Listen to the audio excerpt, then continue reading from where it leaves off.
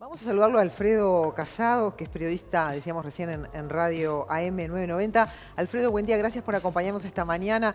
Queríamos tener tu mirada, ¿qué lectura haces de lo que pasó ayer en la Argentina con las legislativas, ¿no?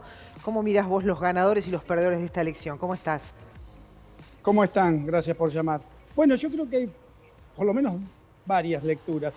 Hay una que es la de los números, que es incontrastable.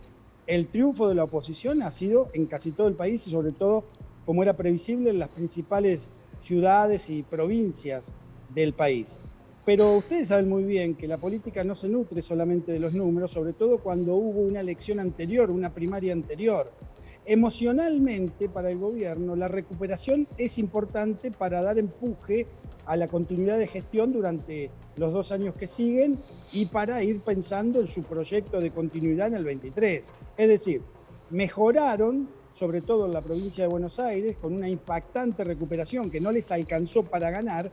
Y yo creo que ese es el valor emotivo y además no haber perdido la Cámara de Diputados y si bien haber perdido el quórum en el Senado, rápidamente a través de las negociaciones pueden recuperar su posibilidad de liderar esa Cámara. Alfredo, Pero en términos del... Sí, vos decís que desde ese punto de vista es un triunfo para el gobierno. es una recuperación. Se puede exagerar diciendo que es un triunfo desde, digamos, la tribuna, como hizo Alberto Fernández, el presidente que emitió ayer una comunicación primero grabada, donde habló desde lo político, como presidente de la República, sobre lo que va a hacer, llamando al diálogo político, y otra, más de barricada, más para la militancia, donde dijo es un triunfo. El triunfo es la recuperación, es lo emotivo, es lo épico después de la tremenda derrota en los PASO. Ahora, en términos reales de números, y bueno, están en todo el país 8 puntos debajo en cantidad de votos y con pérdidas tremendas en provincias inclusive muy peronistas como La Pampa y Santa Cruz, donde allí se le fueron los votos del Senado, por ejemplo. ¿Y cuál es el margen de negociación? Tú hablas de negociación bueno, en un perfil de gobierno, digo, que obviamente siempre tuvo mayorías y de alguna manera nos acostumbró a mucha negociación. Con una oposición que obviamente viene creciendo, que critica, que cuestiona, que acusa. ¿Cuál es el margen de negociación en estos 2 años que quedan por delante para garantizar una gobernabilidad? Para mí muy difícil, porque no solo el gobierno es el que tiene escasa capacidad de negociación o la ha tenido, sino también la oposición. Y una oposición distinta, porque digamos que hay una oposición de derecha, centro-derecha, con matices, algunos más a la derecha, otros más dialoguistas, dentro de Cambiemos, del radicalismo, y otra aparición de derechas más concentradas, como por ejemplo la de Milei o la de Esper, que van a ser duros para sentarse en la mesa, si es que se sientan a la mesa de negociación. Me parece que, viste, cuando se habla de diálogo en un país que hay que unir para salir adelante, inmediatamente se recurre a aquel episodio extraordinario de la postdictadura española, que fue el Pacto de la Moncloa. Me parece que nosotros estamos muy lejos de un pacto de la Moncloa. Lo que me parece puede ser haber acuerdos parciales y que, por ejemplo, la oposición, con una mejora en las cámaras, ellos aspiraban, por ejemplo, a ganar en diputados y establecer en la línea sucesoria al presidente. Eso no ha ocurrido, el presidente de la Cámara de Diputados, eso no ha ocurrido, pero es indudable que acá hace falta puentes para 4 o 5 políticas de Estado con ideas muy distintas de un partido y de otro. Es muy difícil sentarse a la mesa cuando se opina tan distinto, ¿no? ¿Y por dónde irían esos acuerdos parciales? ¿Cuáles son, a tu criterio, las áreas más problemáticas en las cuales, bueno, hay que lograr un consenso, hay que lograr acuerdos? Bueno, la principal en este momento en términos macro es el acuerdo con el Fondo Monetario Internacional.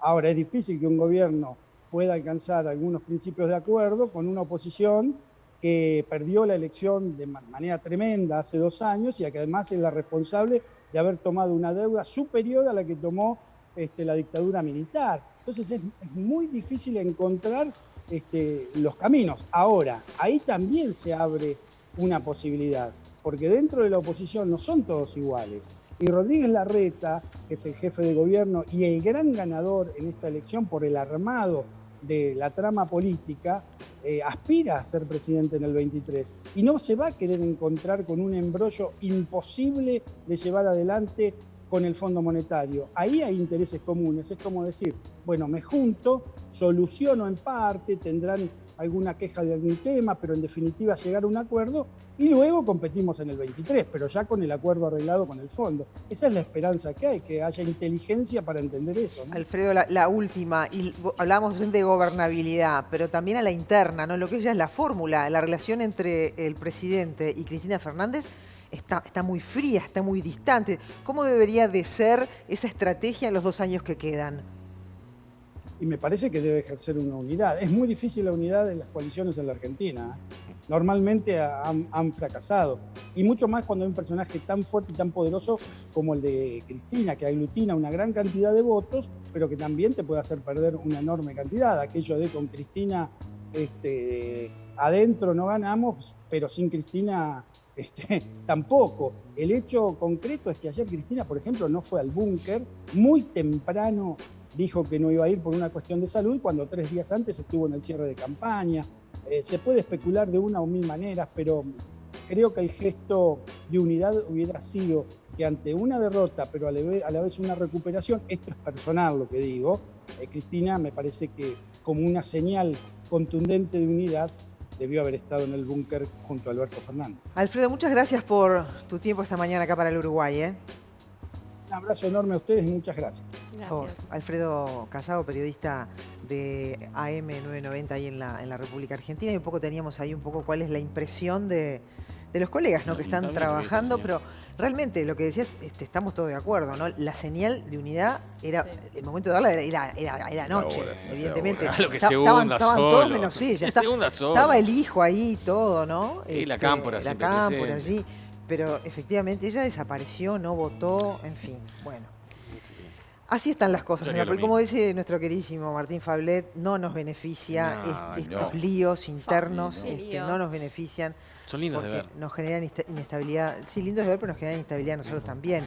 Y cuando uno piensa en la economía del bolsillo de los argentinos, implica directamente en una temporada de verano, la tenemos ahí nomás, donde tenemos un Uruguay que además es caro.